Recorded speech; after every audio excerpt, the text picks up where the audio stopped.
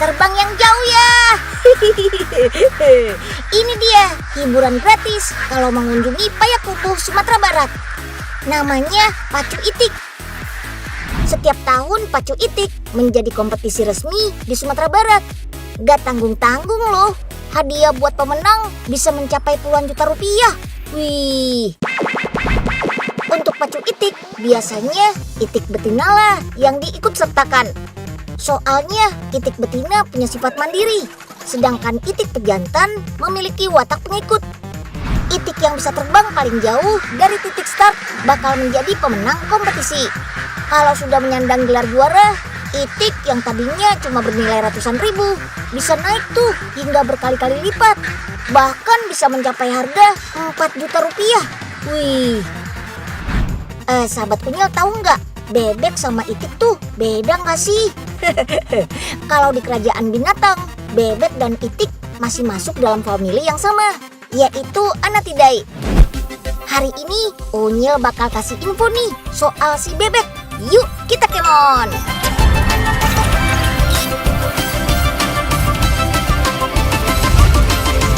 Si Unyil, yuk kita kemon! Olahan daging bebek pertama kali dibuat pada tahun keempat Masehi di dataran Tiongkok. Salah satu olahan yang terkenal adalah bebek packing. Ini dia proses yang paling penting dalam pembuatan menu bebek packing, yaitu memanggang bebek.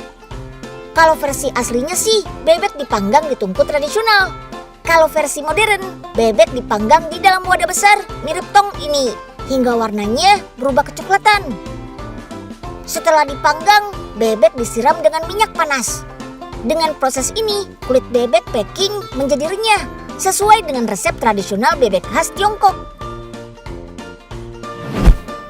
Bebek packing panggang memang disajikan utuh seperti ini. Chef akan memotong bebek panggang tipis-tipis. Bukan dagingnya, melainkan hanya bagian kulit luarnya saja. Potongan kulit bebek panggang selanjutnya diletakkan di atas lembaran pancake. Tambahkan potongan timun dan irisan daun bawang. Siram dengan saus dan lipat pancake hingga menyerupai lumpia. Bebek packing memang dikenal sebagai juaranya bebek pedaging. Harganya pun lumayan mahal dibandingkan bebek pedaging pada umumnya. Ini dikarenakan daging bebek packing jauh lebih tebal dan empuk, sehingga mudah diolah menjadi berbagai macam makanan. Kalau olahan bebek tradisional di Indonesia sih, salah satu yang paling terkenal ya si bebek betutu khas Bali ini. Untuk memasak bebek betutu harus pilih bahan utama yang tepat. Bebek afkir yaitu bebek petelur yang sudah nggak bisa menghasilkan telur. Soalnya bebek afkir punya tulang yang kuat, sehingga saat bebek dimasak dalam waktu lama, dagingnya tidak hancur. Bebek utuh direndam dalam campuran asam jawa dan gula merah.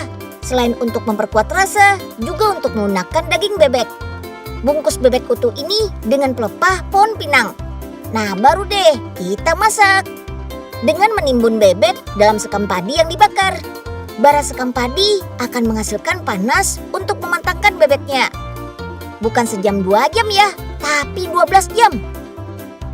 Waktu masak yang lama ini bikin bumbu betutu meresap sempurna. Yummy! Selain rasanya yang pasti enak, bebek betutu merupakan makanan berprotein tinggi. Protein sangat dibutuhkan untuk pertumbuhan kita. Selain dagingnya, telur bebek juga sudah lama diolah jadi telur asin nih. Bahannya sederhana kok, ada air, abu gosok, dan garam. Campur abu gosok dengan garam, aduk sampai kedua bahan tadi tercampur rata. Nah, tinggal balurkan abu gosok ke telurnya deh. Oh iya, abu gosok yang dipakai ini berasal dari sekam padi yang dibakar loh. Jadi teksturnya lebih halus. Telur yang sudah dilapisi abu gosok ini bakal didiamkan selama 12 hari. Kali ini kita mau bikin telur asinnya bercita rasa pedas. Ada cabai rawit segar, cabai keriting, bawang merah dan putih, daun jeruk, juga terasi udang. Pemasakan bumbu selama 1 jam akan menghasilkan ekstrak cabai rawit merah segar.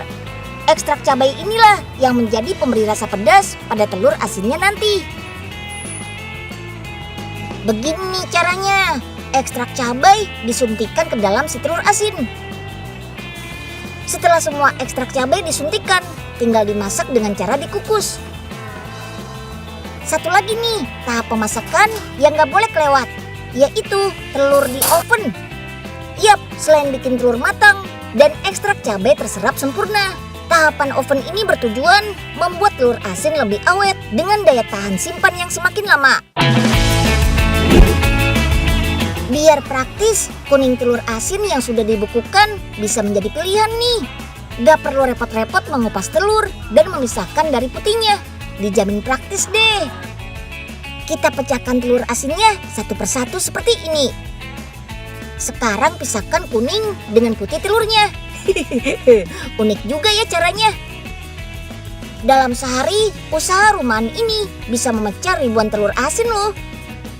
Oke deh, lanjut yuk. Bersihkan kuning telur dari sisa putih telur yang menempel. Baru deh, kemas kuning telur asin ke dalam plastik. Terakhir, simpan dalam freezer dengan suhu di bawah minus 15 derajat Celcius. Jika sudah beku, kuning telur asin ini bisa tahan sampai 4 bulan loh. Telur asinnya siap diolah jadi kraosong. Roti ini terdiri dari 2 bagian, yaitu kulit serta isiannya. Kita buat adonan kulitnya dulu ya. Bahan-bahannya adalah telur, gula, garam, susu cair, mentega, tepung, vanili, serta bubuk pengembang. Adonan kulit yang sudah jadi langsung dipotong berbentuk segitiga. Sekarang kita bikin isiannya yuk. Hanya bagian kuning telur asin yang kita gunakan. Tambahannya ada susu bubuk, susu kental manis, mentega, dan santan. Yuk, lumatkan dulu kuning telurnya. Terus campur deh dengan semua bahan. Kocok sampai rata. Oke deh, sekarang tinggal bikin krosongnya. Beri isian dan olesi kulit dengan putih telur, biar bisa menempel dengan baik. Tinggal panggang. Hanya butuh waktu 15 menit sampai matang sempurna dengan suhu 170 derajat Celcius. Biar tambah menggugah selera, berikan krim, taburan kejunya, dan gula bubuk. Sedap. Prop. Po Ipeh, ada yang bisa saya bantu, Po? Tahu nih Po Ipeh, heboh amat sih, pakai bawa-bawa bebek segala. Piaraan empok ini Nyil, si Princess. Rambutnya udah panjang banget ini, mau ayah salonin. Cuman kagak ada yang mau terima. Lagian Po Ipeh ada-ada aja. Masa bebek disalonin? Ye, bebek kontes ini Nyil. Kalau juara menang ratusan juta. Oh gitu, tenang Po, saya punya alat penata rambut. Cuma masih uji coba nih. Udah, kagak apa-apa deh Prop. Yang penting rapi. Ya udah, taruh di sini aja Po bebeknya. Tuh, mesinnya sudah bekerja. Wah, kalau menang bagi-bagi ya Po. Tenang aja Nyil, pasti kebagian dah. Yang penting, aduh, kok banyak banget sih ini bulunya Prop. Botak dah bebek ayah. Aduh Prop, ini bebek mau buat masuk kontes Prop, bukan masuk ABRI.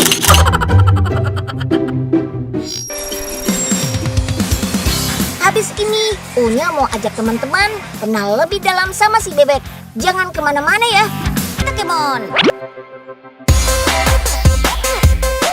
Sebelum jadi masakan lezat, bebek harus dipelihara dulu. Mulai dari telur, anakan, sampai jadi bebek dewasa. Kita lihat dulu yuk, kayak apa sih telur bebek yang mau ditetaskan? Sebelumnya, telur bebek harus disortir dulu nih. Selain dilihat dari bentuknya, telur-telur ini juga harus ditimbang. Hanya telur yang beratnya lebih dari 70 gram saja yang akan diproses. Soalnya kalau di bawah itu postur bebek yang dihasilkan kecil dan tidak memenuhi standar pemotongan. Makanya harus disisihkan. Biasanya sih telur yang tidak layak diproses bakal dijadikan telur asin. Setelah disortir, telur-telur ini akan dimasukkan ke dalam mesin inkubator selama 5 hari. Di dalam mesin ini suhunya diatur sekitar 38 derajat Celcius. Dalam satu hari, tempat penetasan telur bebek ini bisa memproses ratusan butir telur loh. Untuk mengecek pertumbuhan embrio, telur-telur ini perlu disortir lagi nih. Namanya proses candling atau penyinaran. Tuh, kalau ada bayangannya, berarti embrionya berkembang. Sebaliknya, kalau terang semua kayak gini, berarti telur dipastikan tidak bisa menetas. Aduh, sedih ya. Sekarang telur-telur harus kembali ke mesin inkubator selama 22 hari. Mesin ini akan otomatis menggeser telur setiap 2 jam. Tujuannya agar semua bagian telur hangat merata. Persis seperti induk bebek yang menggeser telur ketika mengeram. Tada! Ini dia nih, bayi-bayi bebeknya. Wah, lucu-lucu ya. Wah, itu ada yang lagi berusaha keluar dari cangkangnya tuh. Semangat ya. DOD atau day old duck adalah sebutan untuk anak bebek berusia 1 hari kayak gini. Sebelum masuk ke kandang pembesaran, anak bebek ini harus disortir lagi. Kita pisahkan anak bebek yang tidak sehat atau cacat. Salah satunya bisa dilihat dari bentuk kakinya. Nah, seperti itu tuh. Yuk, sekarang kita bawa si anak bebek ini ke kandang pembesaran. Sebelum dilepas, harus divaksin dulu ya, biar gak gampang sakit. Anak bebek ini juga harus melalui proses brooding selama 9 hari. Gunanya agar anak bebek bisa beradaptasi dengan lingkungan sekitar. Biar nggak stres gitu deh. Soalnya di usia ini sebenarnya mereka masih membutuhkan induknya sebagai penghangat. Makanya masih butuh banyak lampu biar mereka nyaman. Betah-betah di sini ya bebek. Setelah siap lahir dan batin, bebek dibawa ke kandang pembesaran. Tuh, sudah ada yang besar-besar tuh. Aduh, kok nggak pada social distancing sih? Malah berkerumun gitu. Ya, namanya juga bebek, ya kan? Tenang, kandangnya selalu disemprot disinfektan kok, biar bersih dari kuman dan penyakit. Tempat budidaya bebek yang berlokasi di Jombang, Jawa Timur ini punya kapasitas 12.000 ekor loh. Wih, banyak banget ya.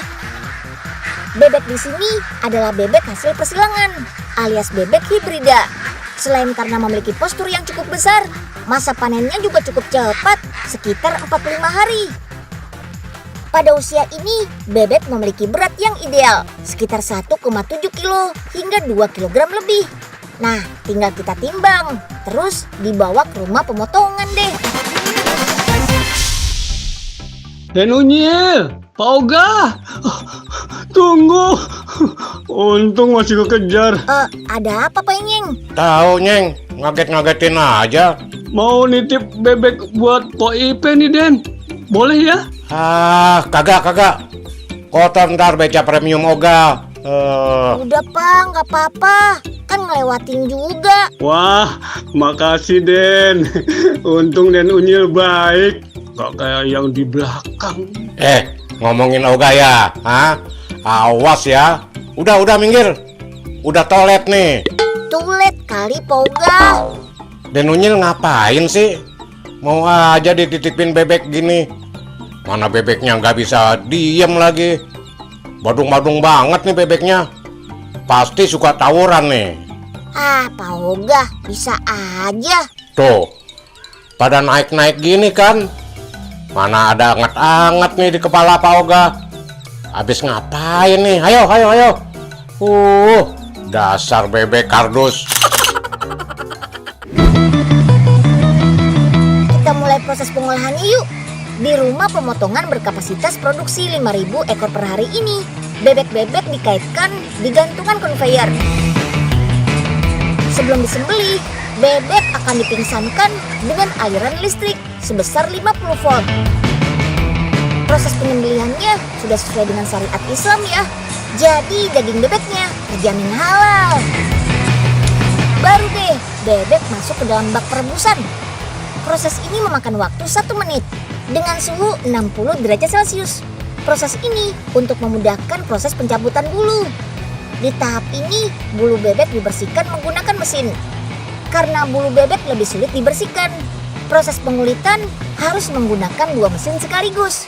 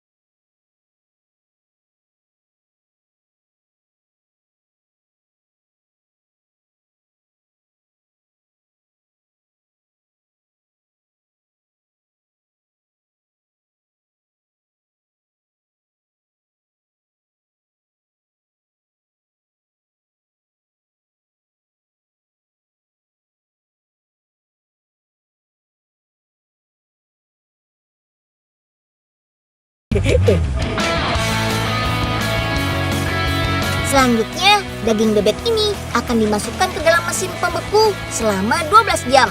Suhunya nggak tanggung-tanggung nih dinginnya, minus 35 derajat Celcius. Budidaya sudah, pabriknya juga sudah. Biar lengkap, kita olah bebeknya yuk. Kali ini, Unyil mau masak bebek ungkep taliwang. Pertama kita tumis dulu ya bumbu taliwang.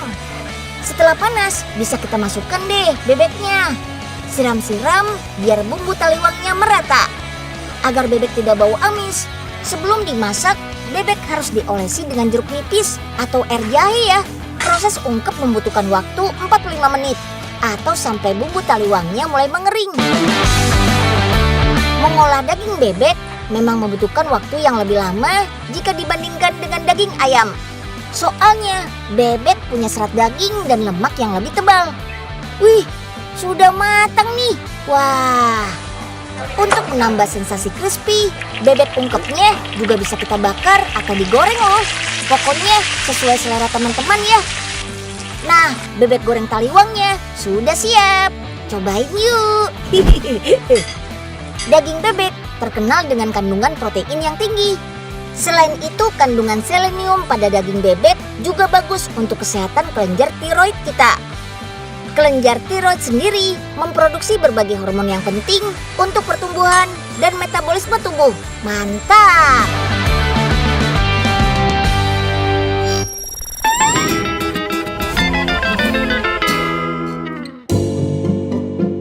Pak Oga, mau kemana nih?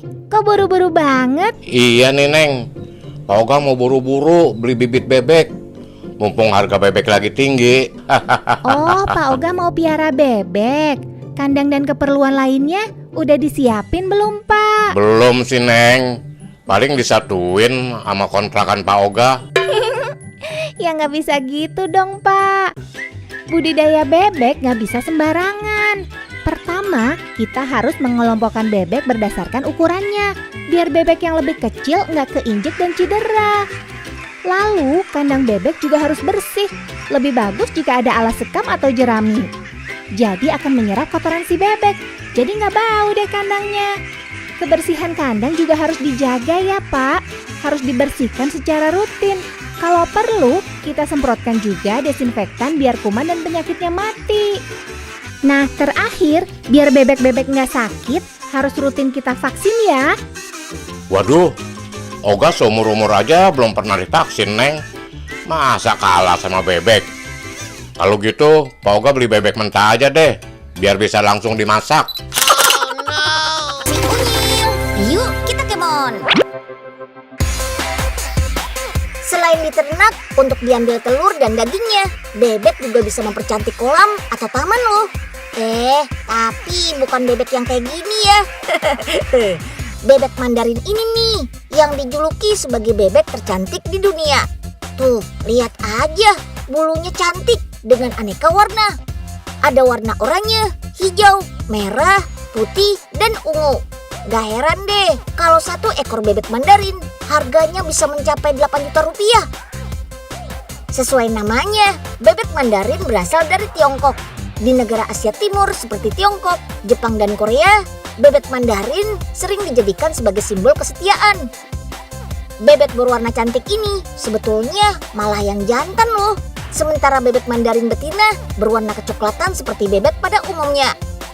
Kecantikan si bebek Mandarin membuatnya sering dijadikan kiasan untuk sastra klasik maupun lukisan di Tiongkok sana.